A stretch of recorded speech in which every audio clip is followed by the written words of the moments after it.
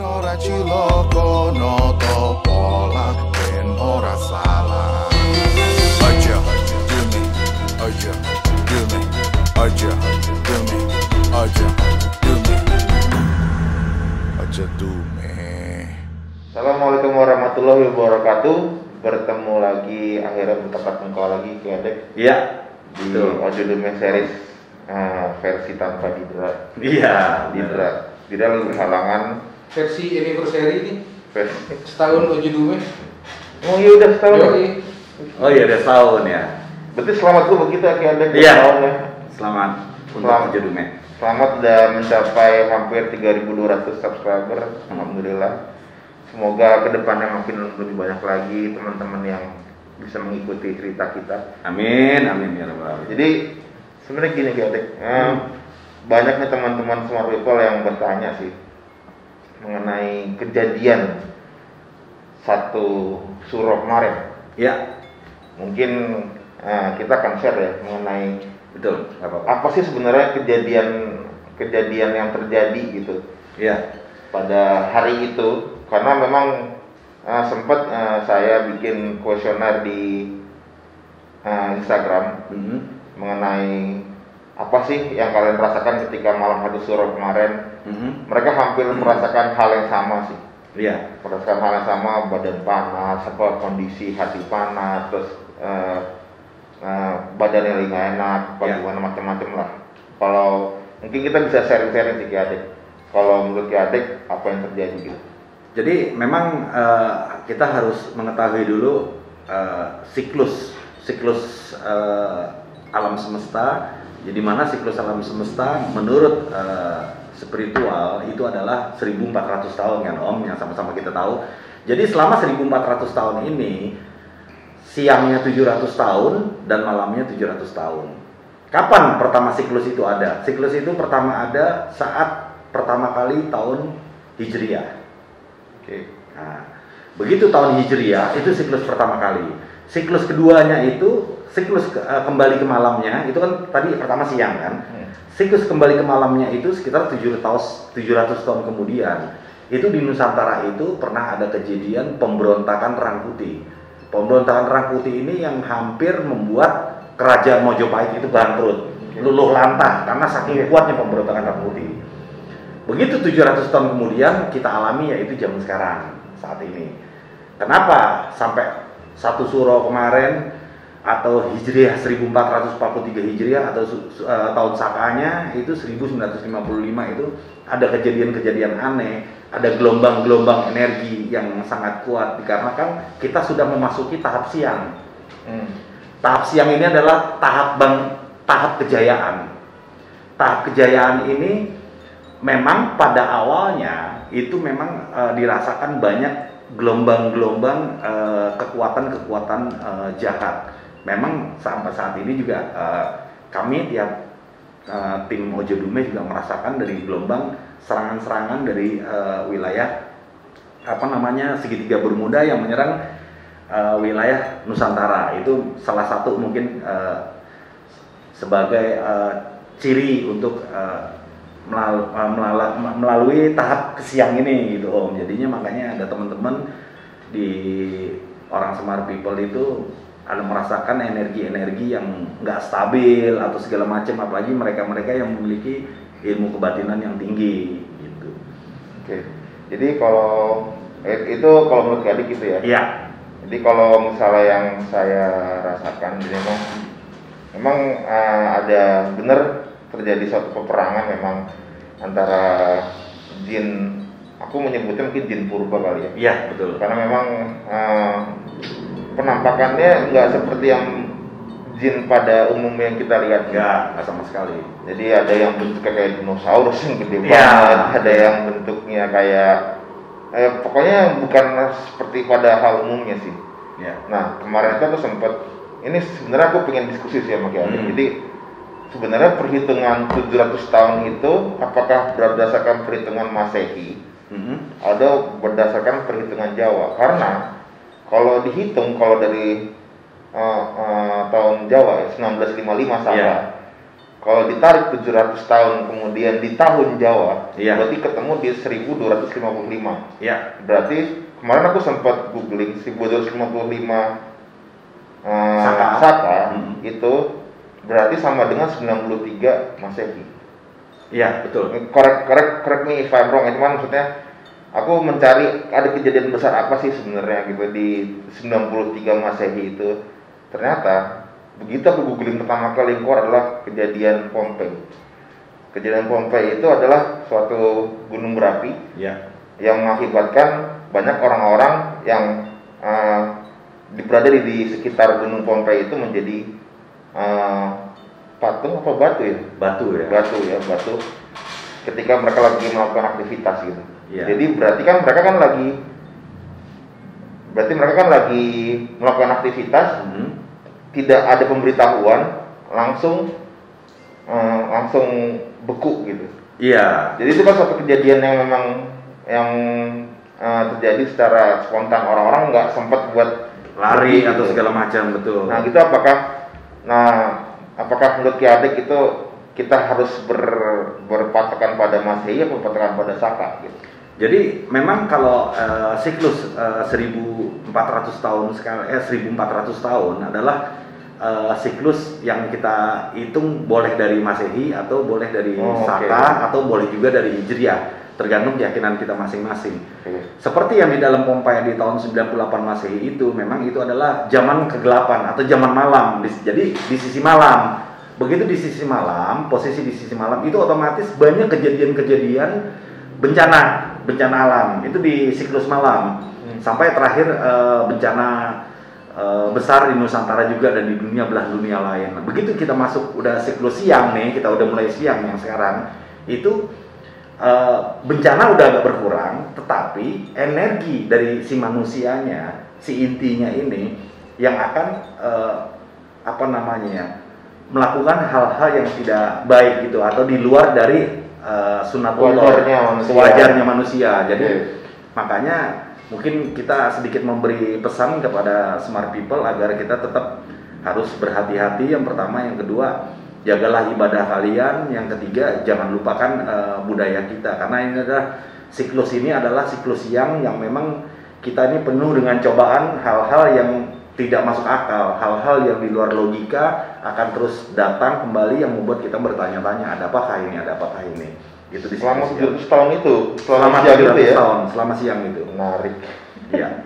Jadi sampai kita belum tahu umurnya tetap akan berlanjut terus. Betul, akan berlanjut terus nanti. Karena memang baru kali inilah umat manusia yang zaman milenial ini ya mengalami siklus siang di 700 tahun ini. Karena sebelum-sebelumnya kan kita nggak pernah menemukan siang itu kan 1400 tahun yang lalu. Jadi bersyukurlah kita diciptakan sebagai manusia yang mengalami siklus ini.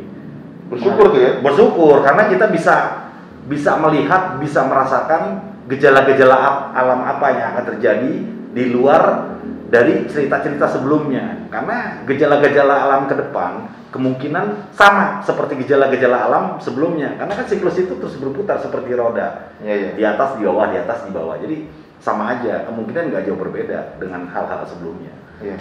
Jadi kalau misalnya aku rasain, jadi ketika aku melihat kejadian Pompei, aku tiba-tiba memiliki sense bahwa hal ini akan terjadi di Nusantara. Itu menurutku, karena memang kondisi Pompei itu ketika itu di kaki gunung mereka sama sekali nggak diberi pemberitahuan gitu, ya, ada kejadian. Maksudnya nggak ada tanda-tanda dulu. Kalau sekarang kan kalau Merapi ada tanda-tanda dulu, ada lava dulu, ada teman-teman dulu. Nah ini kejadiannya langsung berjalan cepat sehingga orang-orang nggak sempat untuk menyelamatkan diri. Jadinya semua jadi patung lah istilahnya, jadi patung secara alami gitu. Nah kalau bisa aku saran sih, jadi emang buat teman-teman smart people yang menonton ya mungkin saatnya kita untuk mendekatkan diri, karena kita nggak akan tahu kejadian apa yang akan terjadi selama 700 tahun ini ya. Betul. Jadi ya mungkin kalau misalnya kita bisa meningkatkan keimanan kita, karena menurut dari Jangka Jayabaya, ya. Dari Kitab Musyarar Jayabaya. Ada suatu kejadian yang katanya Jawa akan terbelah. Iya. Jadi aku ngerasain kayaknya ini nih kejadiannya nih, kayaknya kemungkinannya ya kejadiannya ini karena Kenapa? ya yang akan katanya muncul gunung baru gitu. Iya. Dan kebetulan juga kalau misalnya teman-teman Suara Report kemarin nonton di Zoom session ada yang menceritakan mengenai hal itu dan beberapa orang di Smart People juga sense hal yang sama gitu. Jadi ini kemungkinan bukan kebetulan. Kalau menurut Ki Adik gimana? Jadi memang setiap cerita-cerita masa lalu yang katanya konon diceritakan dan itu akan terjadi di kemudian, itu adalah masa penggenapan. Begitu ada cerita, tergenapilah cerita itu di masa sekarang. Cerita masa lampau yang hanya cerita aja akan tergenapi di masa akan datang. Hal-hal seperti itu. Tergenapi maksudnya gimana? Tergenapi adalah umpama seperti Kanjeng Prabu Joyoboyo pernah meramalkan kalau antara tengah dan Pulau Jawa itu akan terbelah gitu ya kan dalam cerita. Dia ngomong tengah gitu, apa dia bilang terbelah dalam Kitab Musyarar itu nanti akan tergenapi. Hal seperti itu akan tergenapi. Terus seperti cerita kalau Nusantara berkalung besi itu sudah tergenapi. Setelah kolonial datang ke Pulau Jawa, ternyata kolonial membuat jalur kereta itu akhirnya kan tergenapi. Nah nanti akan tergenapi lagi, tapi entah ceritanya seperti apa terbelahnya itu, apakah memang pulaunya yang terbelah atau memang budayanya yang terbelah atau ada hal-hal politik atau apapun itu kita nggak bisa prediksi dari sekarang. Paling nggak kita sudah menyiapkan diri untuk berhati-hati dan waspada. Karena kadang-kadang kalau misalnya teman-teman soal membaca juga Jangka Jayabaya, kalimatnya karena hanya sekalimat doang, Jawa berkalung besi. Orang saat itu mikir kalung besi apa, maksudnya apa gitu masa pulau dikalungin besi. Besi. Kok aneh, terus dia bilang katanya ada kereta yang terbang di udara. Di saat itu dia ngomong gitu, wah gila nih orang. Maksudnya ketika kita udah di masa sekarang, di masa dimana internet udah mulai sangat gampang diakses, mungkin ada baiknya ketika ada hint yang masuk ke dalam diri, coba kita cari tahu gitu, kita cari tahu dari sisi ilmiahnya maupun dari sisi spiritualnya. Karena buat aku pribadi sih, aku mencoba untuk menggabungkan dua itu biar mendapat infonya tuh jelas gitu ya. Gitu sih. Jadi kalau aku lihat sih gitu kemarin dari beberapa Zoom session juga pernah bilang mereka sih menggambarkannya adalah mengenai ada aliran sungai kemarin aliran sungai di tebing-tebing, di sebelah kanannya gunung-gunung, di sebelahnya gedung-gedung. Gitu. Tapi memang ada aliran sungai itu ada. Ternyata begitu saya lihat lagi ternyata ada, tapi masih berbentuk gaib. Jadi kalau teman-teman yang tinggal di wilayah antara Kecamatan Juwanapati sama Kota Rembang itu ada sungai dari utara sampai selatan. Sungai itu sungai gaib. Jadi nggak bisa dilihat dengan mata telanjang. Itu bentuknya gaib. Jadi memang saat ini memang sudah terbelah. Cuman saya juga nggak ngerti apakah ini ada hubungannya dengan ramalan Jayabaya dalam Kitab Musyarar ini tentang terpecahnya, terbelahnya Pulau Jawa. Saya juga kurang paham. Tapi memang secara gaib sungai itu sudah ada. Gitu. Antara Juwana. Kalau bentuknya sendiri tuh sungainya tuh apa maksudnya apakah kayak sungai beneran kah? Apakah kayak sungai? Sama seperti sungai di tempat manusia. Jadi antara kerajaan utara sama kerajaan selatan itu untuk komunikasi mereka itu lewat sungai itu. Gitu. Secara metafisik itu memang ada sungai itu. Tapi kalau secara nyata memang nggak kelihatan. Nggak kelihatan. Hanya orang-orang yang gimana nih bisa ngelihat nih? Ya paling nggak yang lebih sensitif lah. Kalau aku sana bisa lihat nggak? Oh bisa banget. Jadi kira-kira kalau Judumeng sana oke nih buat ini. Coba ditandain Ki. Nanti di mana Ki alamatnya Ki? Nanti ke sana mungkin kita bisa diajak melancong-melancong jalan-jalan kemana-mana nanti. Gitu. Oke, kembali ke tahun bahasan kita mengenai tahun Saka. Ini kan berarti kita masuk ke tahun baru lah ya. Maksudnya siklus baru.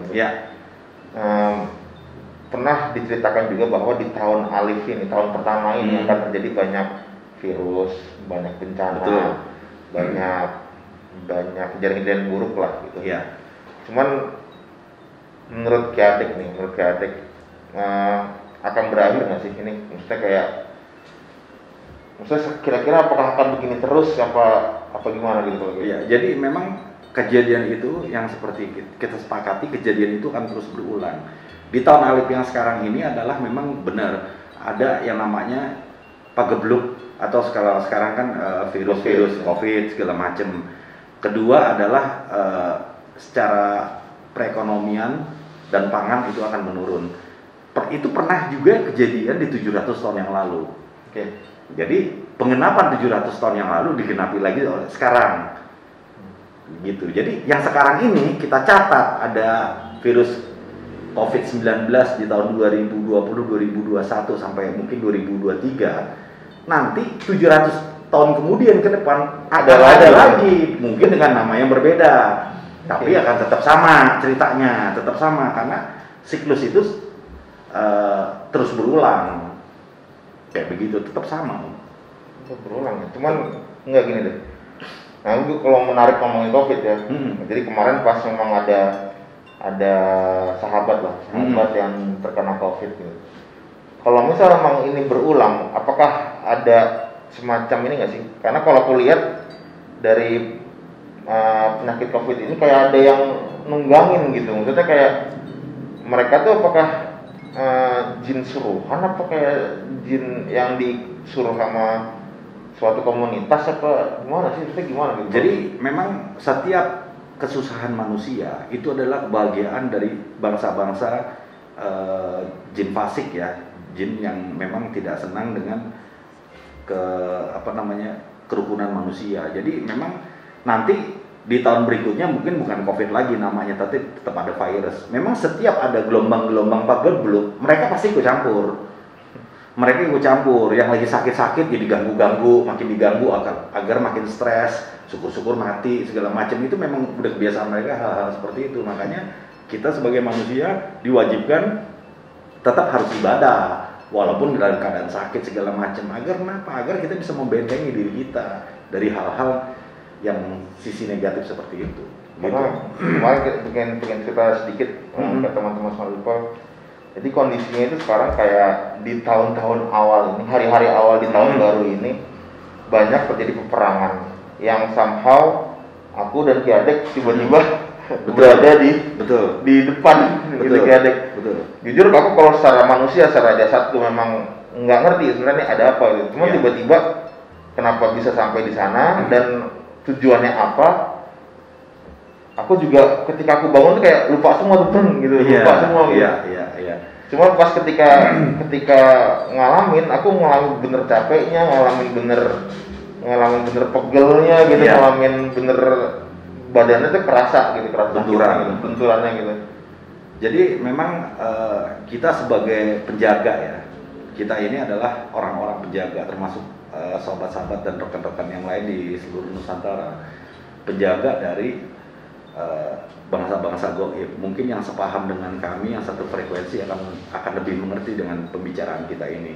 Jadi begitu ada gangguan dari luar yang notabene adalah berbentuk energi negatif secara gaib, itu kita secara sadar atau tidak sadar kita akan membentengi diri.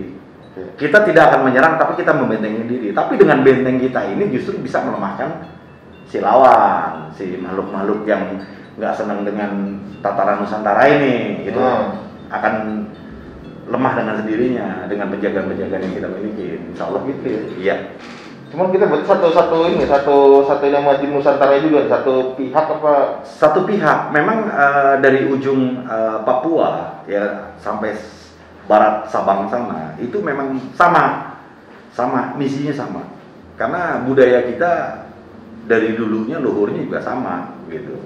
Jadi memang udah kita diwajibkan memang seperti itu, dan itu selalu berulang. Sekarang nanti reda, nanti berapa ratus tahun kemudian akan terjadi lagi hal seperti ini. Itu biasa itu. Oke. Seperti itu. Jadi kemarin juga di dalam pembicaraan kita di Zoom maupun di DM teman-teman, mereka bertanya sih, kira-kira untuk menghadapi serangan ini di tahun baru ini, kira-kira apa yang mesti dilakukan gitu. Aku juga udah sering ngobrol di Zoom session bahwa salah satunya adalah membentengi diri sendiri dengan zikir, dengan wiritan gitu. Maksudnya pengulangan kata baik ditujukan biar buat badannya itu memang siap. Di intinya kan kita memisahkan wadah nih Ki. Cuman memang kalau dari aku kan kemarin ngobrol seperti itu. Kalau menurut Ki Adek ada cara lain nggak selain wiritan yang harus dilakukan? Jadi nggak ada cara lain. Memang itu adalah cara yang paling terbaik. Dimana begitu kita mendekatkan diri kepada Sang Tuhan, itu akan menimbulkan energi yang sangat besar yang bisa membentengi kita, bahkan bisa melindungi dari sekeliling kita. Jadi misalnya kita melakukan ritual di rumah itu nggak bisa masuk ke rumah karena energi besar yang kita keluarkan kayak gitu. Kalau kemarin gimana Ki kalau mungkin? Kayak kemarin ada rasa-rasa sensasi kayak kesetrum jadi rasanya gini kayak jadi suatu sore itu di hari keempat lah, di hari keempat di tahun baru ini tiba-tiba ada kayak listrik gitu di sini. Aku bingung sampai kayak ada orang nyubit gitu. Truk nyubit apa sih? Nyubit gue gini apaan nyubit? Karena gue sampai ini kan sampai WhatsApp ke Adek kan, ini kenapa gitu? Itu karena memang energi sebelumnya karena terlalu besar energi yang dikeluarkan. Ternyata begitu persiapan energi besar yang kita miliki itu ternyata kita keluarkan itu nggak sebesar apa yang kita miliki. Akhirnya kelebihan energi inilah yang harusnya kita keluarkan tapi kita nggak keluarkan. Akhirnya kayak ada induksi gitu kan, setruman gitu. Rasanya tadi sempet gue tuh kayak googling gitu, kenapa ya apakah gue stroke apa kenapa gitu, karena kalau stroke nggak ada tulisannya kalau kayak kesetrum, bilangnya cuma kesemutan. Iya. Ini bukan kesemutan, kayak lo tuh megang colokan gitu. Setrum kan, nah rasanya kayak gitu tuh rasanya, itu bukan kesemutan, kesetrum gitu. Karena memang kan pusat dari manusia itu kan adanya kan memang di tengkuk kan. Jadinya secara keilmuan itu, jadi memang energi itu memang berasalnya dari situ. Gitu loh. Jadi menurut Ki Adek gue belum ngeluarin semuanya? Belum, karena memang nggak dibutuhkan. Karena dipersiapkannya 100, ternyata keluarnya cuma 30. Ini yang sisa 70 ngerongrong nih, harus keluar nih. Akhirnya menimbulkan induksi energi yang akhirnya terasa ke badan kita sendiri. Gitu loh. Iya. Jadi buat teman-teman Swarkol yang pernah men-DM Ki Adek dan DM aku juga, kenapa sih Ki Adek Om Semar selalu bertanya gitu? Karena emang jujur aku tuh masih mempelajari nih, kayak aku tuh selalu punya kelemahan untuk tahu sebenarnya apa sih yang terjadi di dalam alam sana gitu. Mengartikannya itu loh, kayak aku mesti tahu gitu. Cuman tahu sedikit untuk menyambungkannya gitu Ki sebenarnya. Betul. Jadi memang antara dunianya dengan ketika aku peranku di alam sana ya, kayak mesti satu dulu nih, satu dulu frekuensinya gitu sih. Memang kita juga harus memahami, kalau kita nggak memahami, kita nggak mungkin bisa berperan di dunia kedua gitu, di dunia dimensi kedua gitu kan. Jadi kita harus pahami diri kita yang sekarang, dan kita harus pahami fungsi kita di dimensi kedua. Jadi memang harus dikuatkan gitu loh. Gitu. Ya, terima kasih Ojo Dume dan subscriber Ojo Dume dan penonton semuanya yang udah nyimak. Semoga apa yang kita bicarakan tadi bisa diambil hikmahnya. Kalau yang buruknya tolong dibuang. Kalau memang ada komentar-komentar yang bisa menyampaikan atau memberikan saran yang lebih baik lagi, tolong ditulis di komentar di bawah. Terima kasih yang udah nge-share juga. Terima kasih. Ini mohon maaf karena Mas Didra nggak ada, jadi kita cuma berdua aja. Jadi bingung untuk penutupannya, kita bingung. Ya udah gitu aja. Terima kasih. Salam saya Ki Adek, saya Semar. Assalamualaikum warahmatullahi wabarakatuh. Keep your right to the stars and your feet on the ground. penuri pemuti. Noto lihat penora kualat, noto rasa penora ciloko, noto pola penora salah. Aja do me, aja do me, aja do me, aja do me, aja do me.